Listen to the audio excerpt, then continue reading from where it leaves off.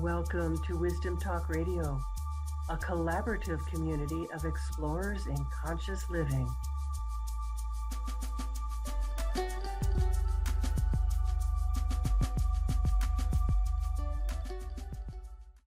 Welcome to today's episode of Wisdom Talk Radio, where we explore the depths of conscious living and what it truly means to live an expanded life.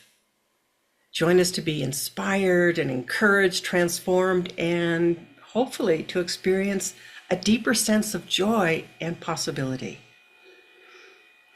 Today, I'm excited because I feel like it's something different that we don't usually get to talk about, and that is education, and particularly higher education, but we'll open that up.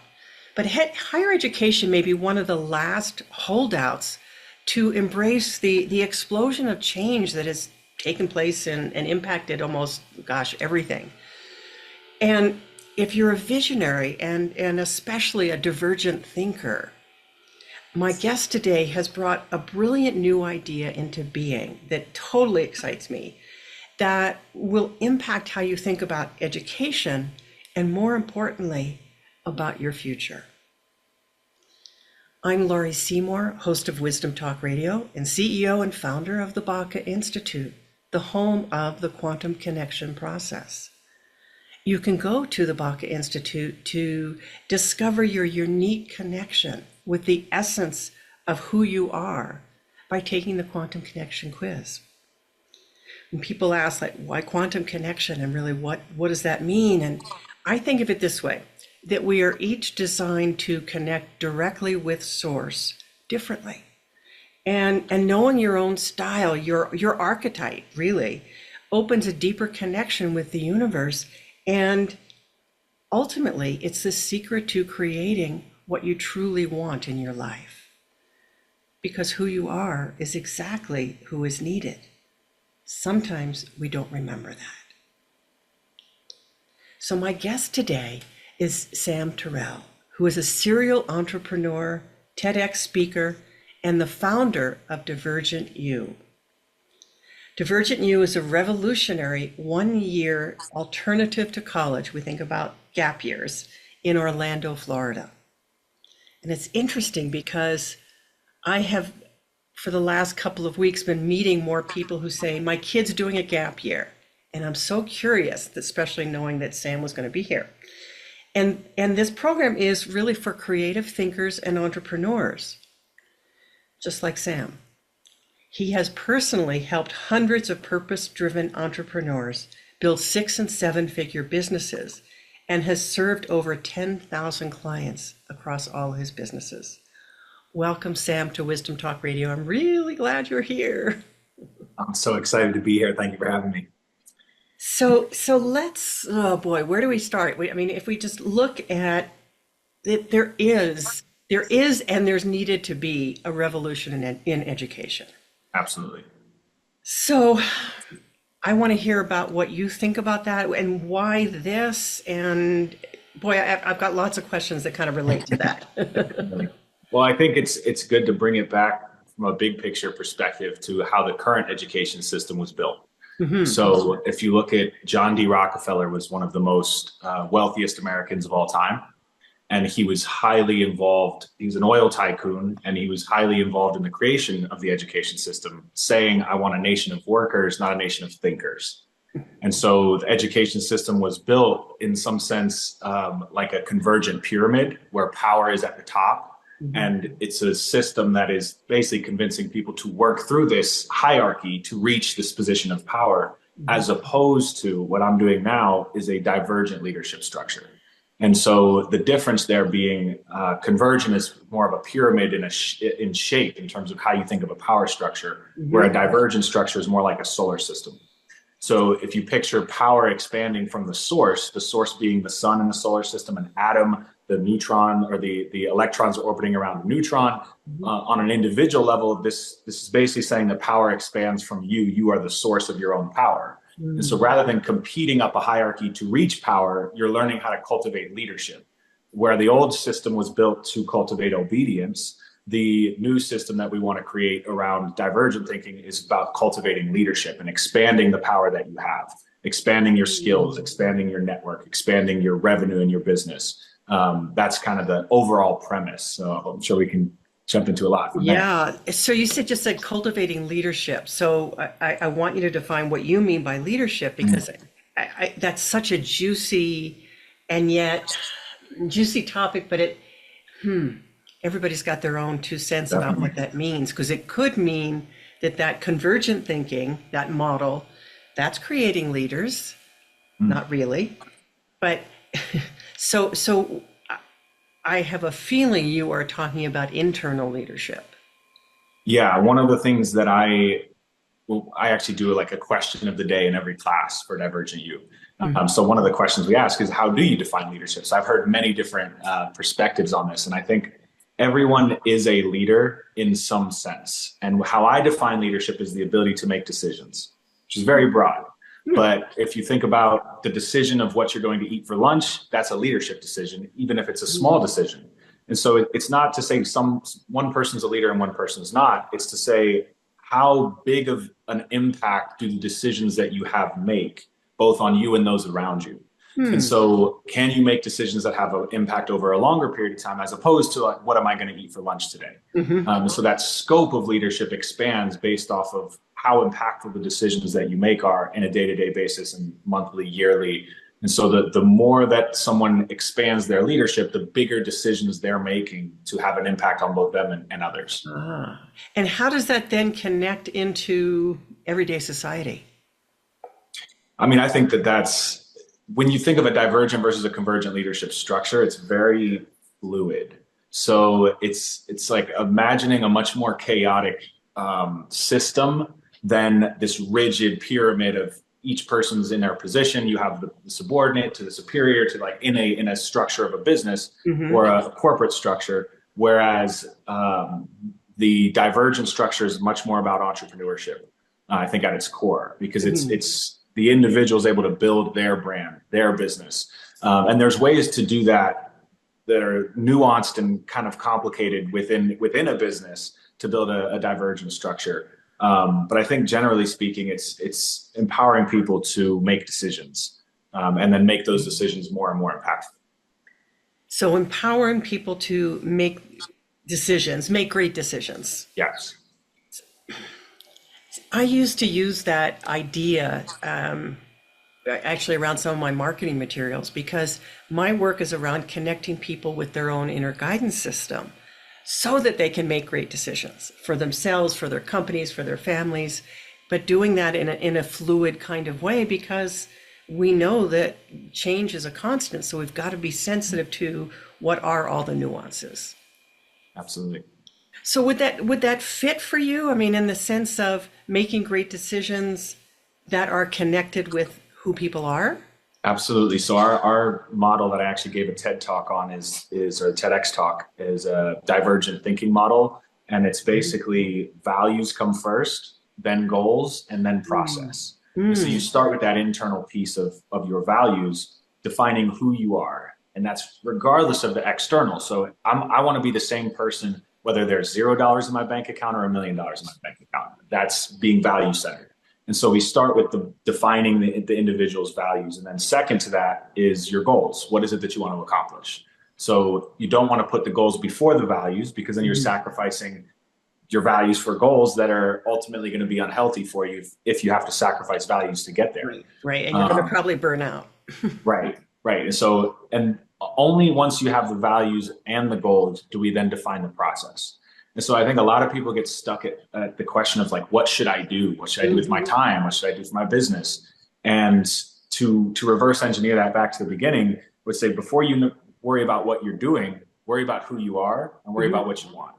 And once you know who you are and what you want, the process of doing becomes a lot easier to even know what to do, because you have clarity on the direction. And so that piece of it of decision making comes from first knowing your values, then defining your goals, and then attempting a process which you'll either succeed at or you won't, but either way you're going to learn something. And that's how we learn at Divergent U, is through the process, through attempting. So our students are setting goals every week. attempting to accomplish them. And then if they succeed, awesome. If they don't, we learn from it. And that's how we kind of define learning, is through action and reaction. Mm-hmm. Fail quickly and fail often. Yep. Yeah. So how does that then relate to teams? Because that's, when you start, solo entrepreneur is one thing, but I'm sure that your entrepreneurs also want to scale, perhaps anyway, some of them, and scale in a way where they need other people on their team. How do you create a team that honors that decision-making process for each person? It requires a lot of listening. So my first business is a basketball company called Hoop Brothers. I started filming basketball games when I was 18 years old, producing videos for my brother. Turns out a lot of other players needed that in basketball. I played basketball my whole life. I partnered with one event and we sold almost over 30 videos, made several $1,000s. And I realized, oh, I could quit my job and do this full time. And so at 19, I started growing the business. Spent several years doing it myself, and then ultimately brought a staff on. This was in 2013. So it's been 10 years since then that we've scaled nationally. You mentioned in my bio, we've served over 10,000 clients. That was with my basketball business, Hoop Brothers.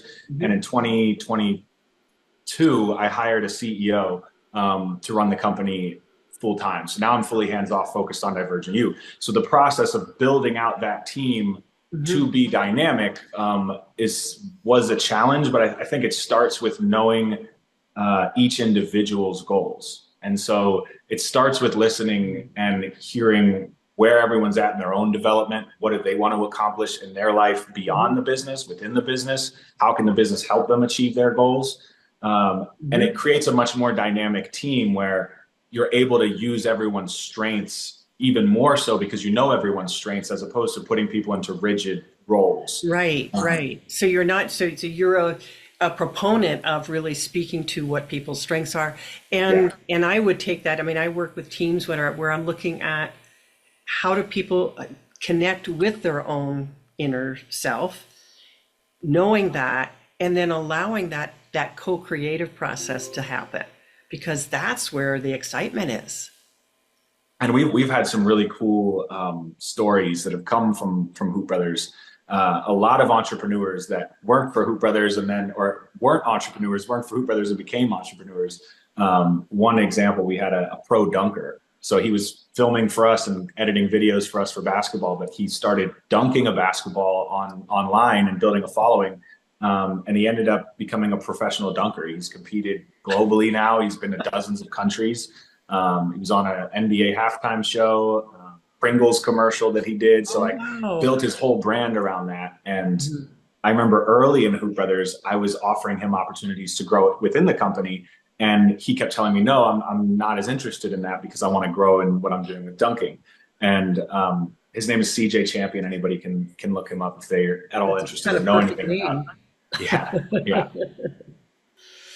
That is so cool. So when you think about that scaling whole process and moving somebody from solopreneur to the next step, is that part of what you are working with at Divergent U? It's a second step within Divergent U. So we have 3 trimesters. So the first is personal development, where we really focus on what I was just talking about: values, the goals, the process. So everyone's building out their own kind of map of their limitations. And so we have a concept called the 12 limitations, which is basically like everything that can stop an idea from happening. So like the limitation of money, you don't have enough money, limitation of time. But then there's some of the internal ones, like the limitation of clarity. You don't know who you are, what you want. Limitation of discipline. You're not following through on what you say you want to do. And so like identifying all those limitations is our first trimester. So it's really personal development focused. The second trimester, which is the second 3 months, is focused on business development. So that's really where they launch their business as a solopreneur. In many cases, some have already started their business and it's helping them build out the systems. And then the third trimester is leadership development. So that's where you start to transition and the students start hiring their first team members and shifting that mindset from I'm going to do everything myself to I'm going to build a team. Fortunately, I think the way we do it at Divergent U, that's not a a big shift of mindset at that point because they're growing in that way already. They know that's where they're going. Where a lot of entrepreneurs that I've worked with from a consulting perspective, specifically solopreneurs, the biggest block there seems to be mindset. As far as I need to do it all myself versus building out a team to help me build this into something that can scale. So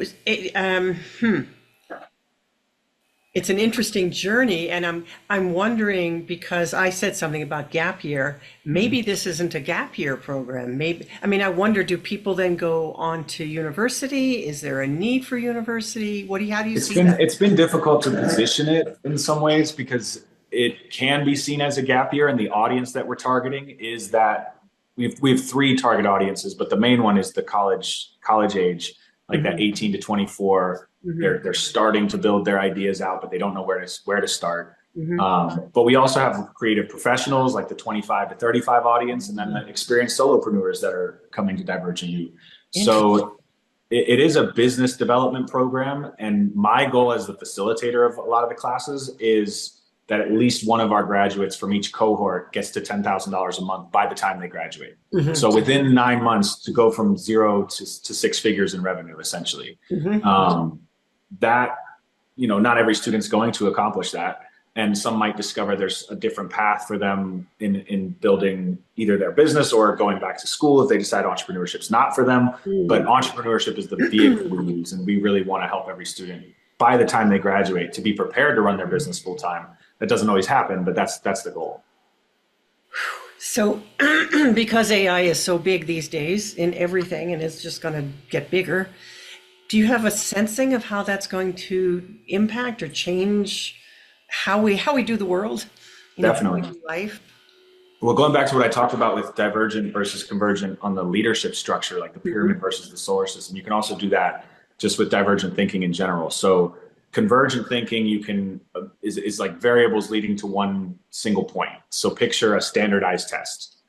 2 + 2 = 4 is a convergent question. Whereas divergent thinking is a question that has limitless variables or limitless answers. So a question like, how do you define leadership? Like we said earlier, that's a very divergent question. I think our school system is built for convergent tests. So standardized tests are teaching students to memorize information that's not even going to necessarily be valuable in the long run. And so I think artificial intelligence is a massive disruptor of that because it can get to the convergent answers quicker than we can. But what it can't do is the divergent thinking. What it can't do is set its own goal. And so one of the things that I think with the event we met at, I was breaking down that the 6 fundamental questions: who, why, what, when, where, how. The artificial intelligence can only answer the how. It can't tell you who you are, can't tell you why you're here, can't tell you what you want, can't tell you when, can't tell you where. But if you know those things, you can use it to help achieve the how to get there. And so I think fundamentally the leading is going to be what people are doing much more of, because the AI will be able to do a lot more of the following. And so that's kind of the overall thought on that. Okay, thank you. Well, then that leads me into, do you have a vision for how we need to change education? Definitely. Starting younger than college age. I wanted to start with the college age because there's the least red tape, to be honest. Right. So like working with adults and helping them build their businesses is a lot harder than trying to create a whole new innovative school system at a younger age. But it's what's so close to my heart. And I've been involved in different projects that relate to that, but it's really hard. Absolutely. Yeah. My thought process is it was initially like first 10 years. So I'm about 5 years into Divergent U now. So these next 5 years really finalizing and like establishing a campus for Divergent U. We're working right now with a co-working space that we partner with and uses our campus, but I would love to open our own campus and have that fully functioning and potentially franchising that or opening schools in other places that have the same model. And then start looking at the K-12 program on how we can build that out. So that's like the long-term plan for me. Whew, well, I love that. So how far away are you think from being able to create that? For the K-12, it's probably within the next 5 to 10 years, I think. Okay. What do you think is the first step of that? I mean, there's something about mindset, of opening Mhm. some creative doors, some creative thinking doors. But there are Yeah, a I lot. think it does start with what we talked about with the values, the goals, and the process. Mhm. So like having students defining their values, setting goals, and then trying a process repeatedly. In order to achieve their goals, they're going to have to learn something. You want to set a goal that's beyond what you can currently do. Mhm. And so in that, they are going to attempt a process that will help them grow. And if they achieve their goal, even better, right? Mhm. Mhm. So the framework I mentioned, the 12 limitations, is one that we teach the philosophies on, like how do you overcome each limitation. So that's one thing that we would do. Mhm. But from a system standpoint, there's a lot to unpack there. Um, I think a couple other just like thoughts about from a systematic perspective. I think the classroom design needs to be different. So the classroom with the teacher at the front lecturing to students Uh-huh. isn't as inclusive to everyone's ideas. Whereas with what I'm doing with Divergent U and what I would recommend at a younger age too is smaller groups. Uh-huh. Our class size is 9 or less students, and it's a circular table where everyone's answering questions, engaging in discussions.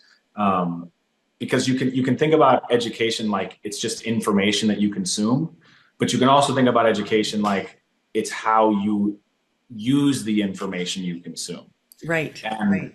so in order for you to really grow and develop and learn, you have to be interacting and engaging with the material, is my belief. Mm-hmm. And so the classroom structure where you've got a group dynamic, everyone's voice is heard, everyone has their own takeaway. We're not telling people what to think. We're just opening a question and allowing everyone to share their Mm-hmm. perspective. So part of it's the group sessions. Another part of it is one-on-one coaching. So every student has a weekly coaching session where Uh, they're setting their goals, they're getting accountability on those goals. And then the third piece is the co-working space where the students are working together. mm-hmm. And so Mm-hmm. they're collaborating on projects and assisting. And so from a system standpoint, that's kind of the three elements that we've put together at Divergent U and probably how I would approach it at Yeah, a younger yeah. age. It seems to me that we could, I want to say, easily bring that in. And it's not in every subject, it's not in every part of the classroom day, but to be able to build around that, build everything else around that means that I might be learning geometry that might not be my strongest suit, but with a cohort, a team that everybody's seeing it a little differently and we're all working together and instead of just being the consumer of information, I'm the interactor with the information. And that makes all the difference when we're actually able to engage. Something else that I've been talking a lot about lately is the difference between facts and ideas. So if you think about it's a fact, the square footage of my house is a fact, Mm-hmm. but the idea that it's a home is an idea. And I feel like I'm more motivated by the idea of the home than the square footage that's a fact. And so I think ideas drive us more than facts do. I think we Mm. see facts through the lens of our ideology. And so it's cultivating those ideas that are boundless in some sense. Like the idea of a home, you can't really define because it means a different thing to a different person. Right, Same with right. a word like love, or even something like business. I think there's a definition of what business is, but that also has a lot of definitions to a lot of people. Mm-hmm. And Mm-hmm. so the difference between facts and ideas, I think a lot of our education system focuses on the facts, but not necessarily on cultivating ideas or Mm-hmm. furthering ideas. And so, yeah, that's my That's thoughts on that. that's one reason I was always drawn to literature because literature and the study of literature and in my English classes they were more focused on looking at ideas, the things that potentially connect us, Yeah, that move bring us. forward something, yeah, something new. Yeah. So what about failure? You mentioned that earlier. You said, we both said something about failing quickly and failing often.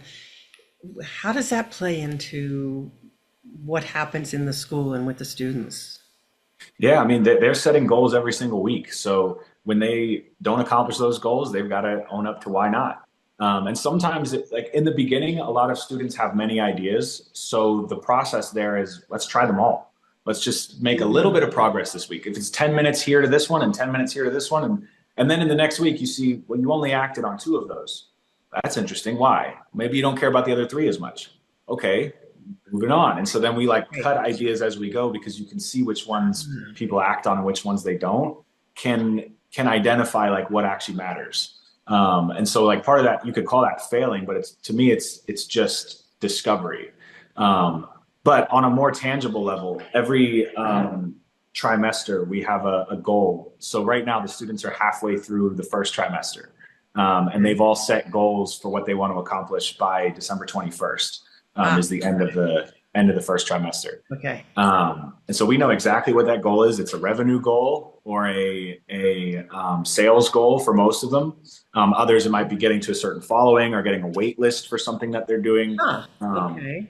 But they have a set number on it. And we basically are saying, you're either going to accomplish that or you're not.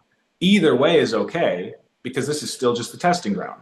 We're going to come back January and we're going to get into business development. So right now, like the pressure's off. If you succeed, then amazing. Let's build on that momentum.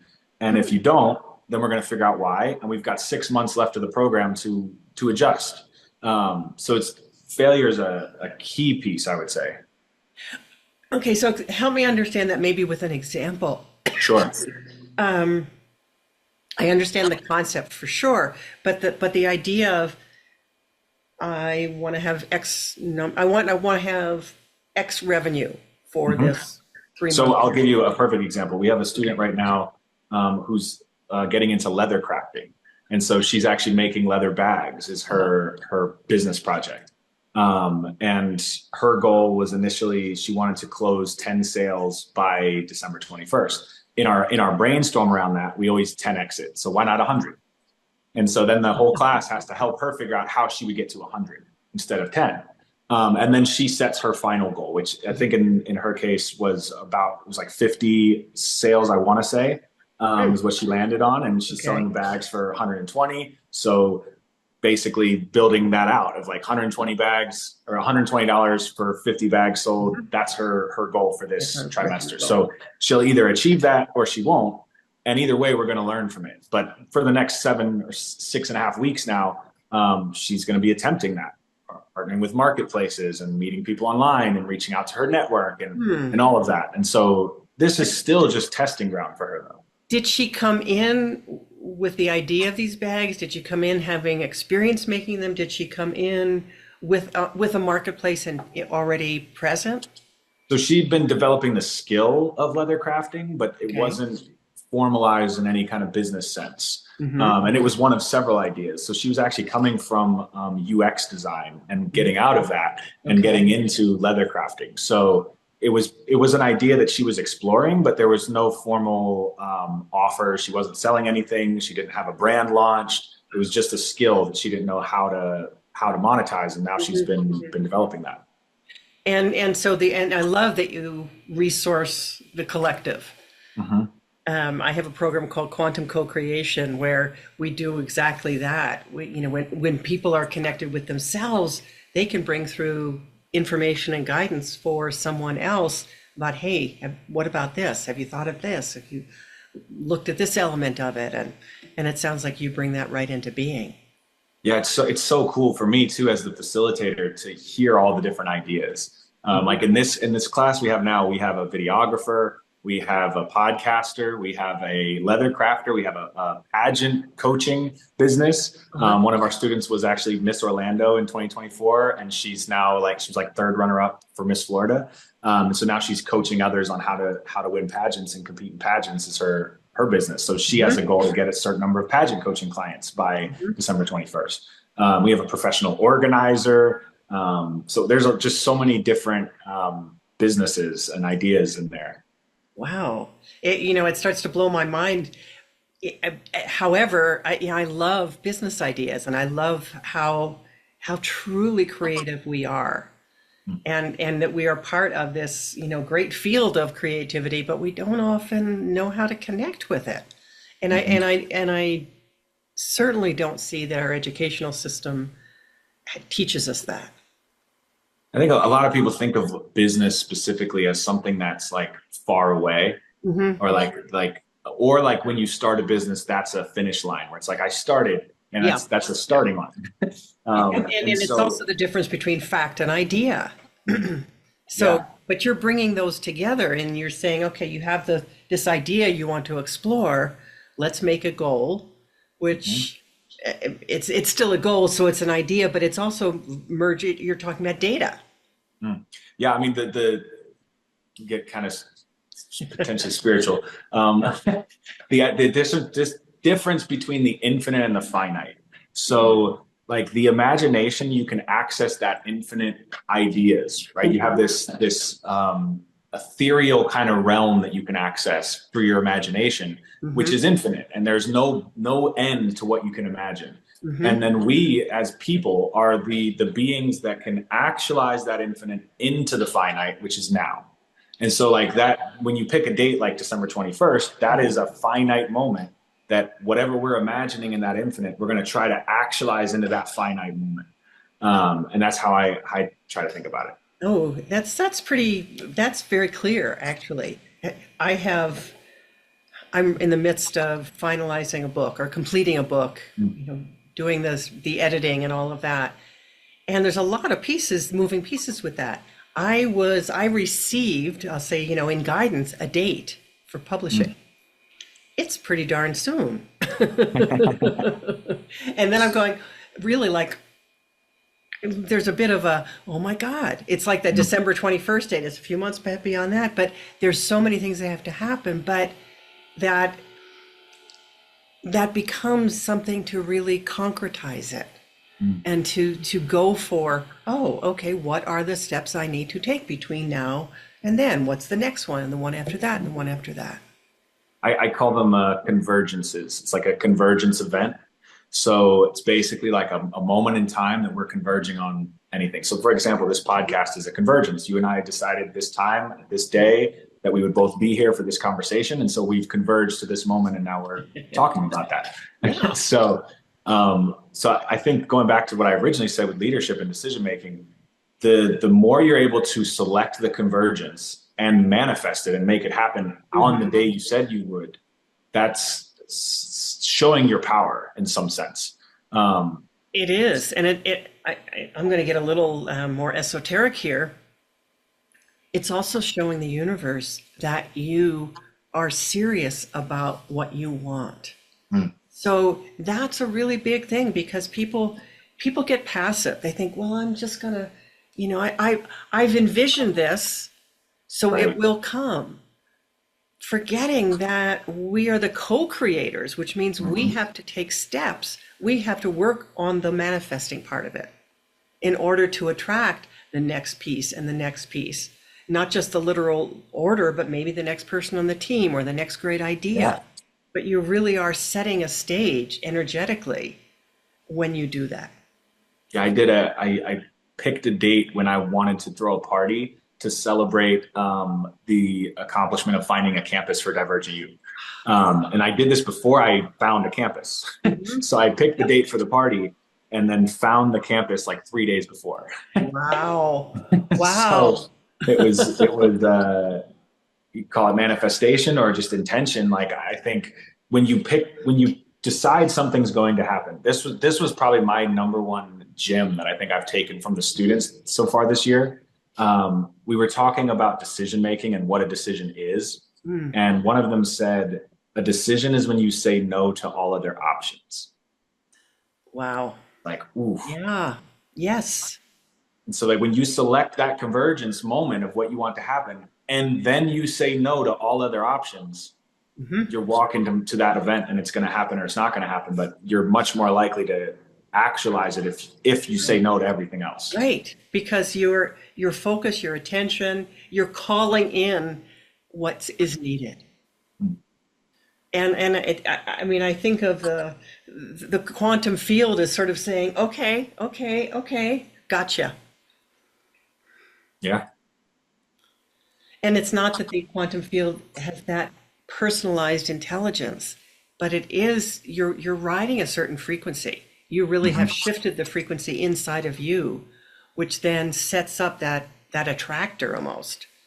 And what happens in a space where, because everything we do is in person. So what happens in a space where you have everybody there in the same room doing that together, now we all have the same date. We all know what each other's goals are. And not only are you manifesting that, but the three people around you also know that you are, and they are accessing that within their realm to like bring people to you. And so it becomes like a momentum builder for everybody. It does. It does. That's so interesting because I love the idea that this is, or not the idea, the reality that this is, everybody is there in person. Yeah. I'm just starting a new project right now of traveling around spending time in people's living rooms with people that they bring in so that we can be there in a creative energy and see what wants to be created. It's so different than the online version. Like when the pandemic happened, so everything we were doing was in person initially. I started Divergent in 2019, and then 2020 comes and we have to move everything online. And I was so opposed to it. Everyone around me was telling me, you got to move it online. It's easier to scale online. You can reach more people online. And I hear all of that. And we did move it online and did some things with Zoom. And it's just not the same as being in the space where everyone has their own energy that they bring into that space. And there's the in-between space. So like after a class ends, people can talk to each other. You can go to the water fountain with the person. You go down an elevator. You go grab lunch with the person. You can't do that on Zoom.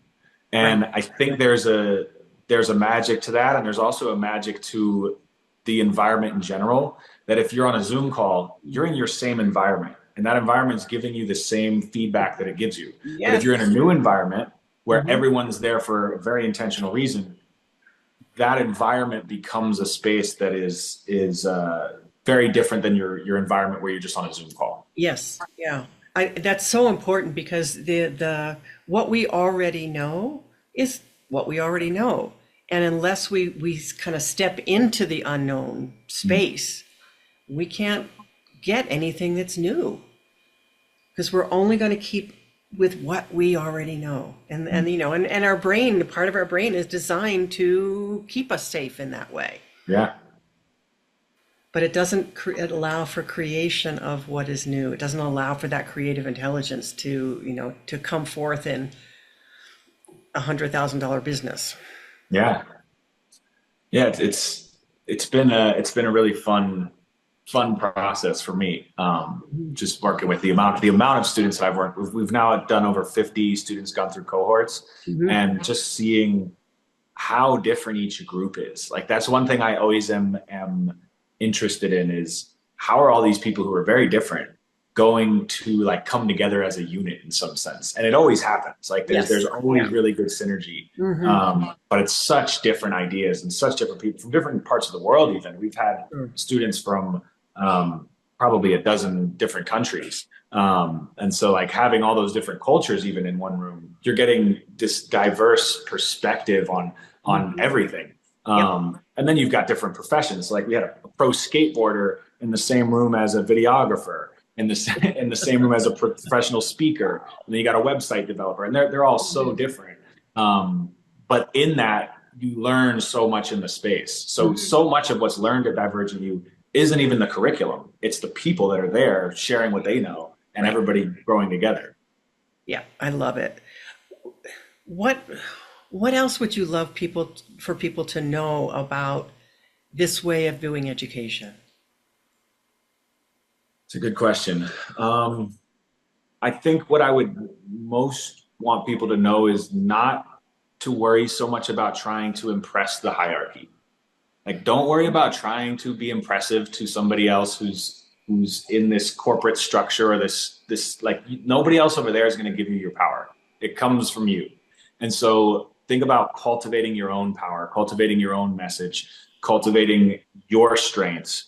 I'm using the word cultivating a lot, but I think it's very top of mind, and it's kind of the key point, is that you have that power to cultivate your goals, your ideas, and don't worry about trying to fit into somebody else's box. I think that took me a long time to accept, because I did so many different things, and it was like, well, what category do you put yourself in? Like, I don't know. And I would urge people not to do that. Like, be yourself and Mhm. expand your message. Don't worry about trying to impress somebody else. And what you're going to call yourself. Yeah. That's been my journey. People Mm. want to, I used to be a psychotherapist, and then, what they people want to give me different titles, and they never fit. Mhm. They never fit. And I know, why? Just so someone else can categorize me and think about me in a Mhm. certain way. And that just means I've gone into somebody else's box. Yeah. Yeah. I would say, like, it's not even thinking outside the box, it's thinking No, without the box. right, Like, just remove the box in general. That's right. that's a made up idea. And like all the boxes of like the different professions, if there was a list of professions, that's not how it works. Like, No, there's not just a checkbox of which profession do you reach. right. There's a limitless amount of things you could do Mhm. professionally. Entrepreneurship opens that doorway even more. It does. And one other thing that I think people don't realize about business is that you can build a business just by building a brand. Meaning any social media platform that you use to build an audience on, Mhm. if you reach a certain size of audience, that can be monetized. You can get Mm. sponsorships. You can sell other people's offers. And so even just the process of starting a brand Mhm. um, is something that you don't even need to register a business to do, but you can start to build a following. And then from that, whatever message you want to share, you can build an audience around. Right, right. And people have a lot of judgment about that, Mhm. and not realizing the incredible creativity that comes into play in that world. And the potential. So we had a student that started an Instagram page called Free the Roots, and it was about celebrating locked hair. So like Bob Marley, they were pictures of celebrities who had locks, and then they started celebrating the community and getting community photos of people who had locks. Mhm. And from that, they realized there wasn't a soap that was specifically designed for locks, and they were trying to find one, and they said, you know what, we're just going to make it ourselves. And so they built an audience, and over the past 5 years, Josh was actually our very first Divergent U student. Mhm. They've scaled to 2 million in revenue, and they have over 400,000 followers on Instagram, just around locked hair. Right, right. It's stunning. It's really Yeah. stunning. Yeah. I'm very excited about what you're doing. I feel like I want to meet people that I can say, you got to go do this.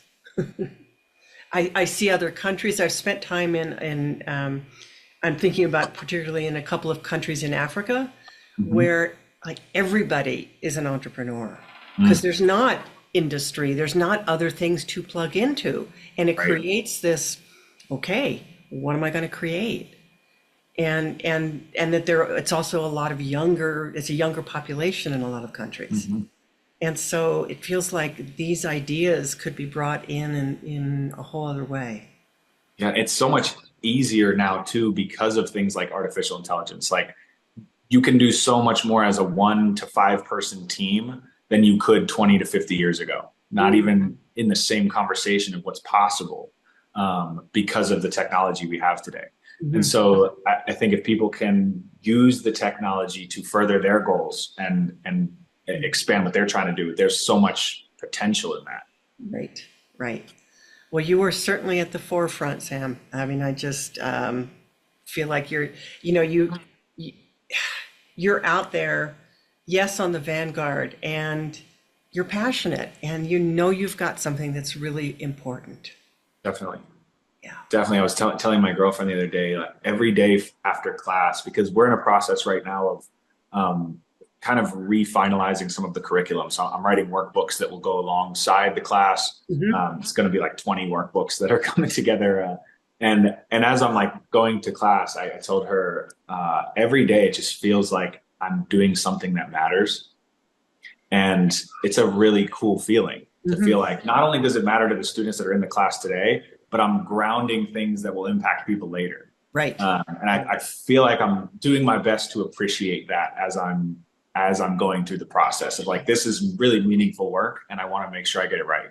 Yes. Thank you. That's why I wanted you to be on here on Wisdom Talk Radio. Really, I really appreciate it.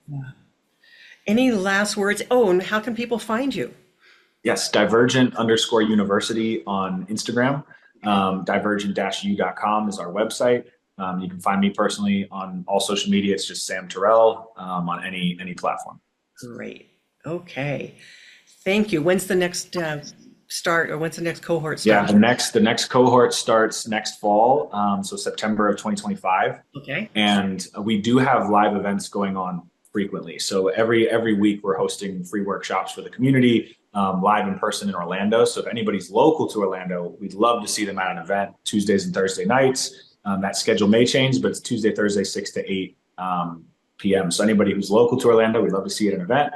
And anybody who's thinking about a gap year or a different path to than college and has creative ideas, we'd love to talk to you more about Divergent U. Great. Thank you, Sam Tarell, for what you're doing in the world. I really appreciate it. Thank you so much for your time and for the opportunity to share. Thank you. And I want to thank our audience too for being with us today here at Wisdom Talk Radio, because without you, why would we do it? So do join us here regularly for more wisdom, discovery, and illumination. Remember, you can find us wherever you listen to podcasts. We are also on YouTube, so you can find us on YouTube with video. And if you've enjoyed listening today, please leave us a review, subscribe. You'll get notified of every episode that comes out. And you'll also be helping more people access this kind of wisdom, this kind of transformation possibility, because that's what I see it as. And for you, for more about how to connect with your own inner guidance and your personal quantum connection, take the quantum connection quiz today. And we'll see you next time. Thanks for joining us here at Wisdom Talk Radio. We wish you well in your conscious explorations. For more information and to join in the conversation, our website is wisdomtalkradio.com or at Wisdom Talk Radio on Facebook.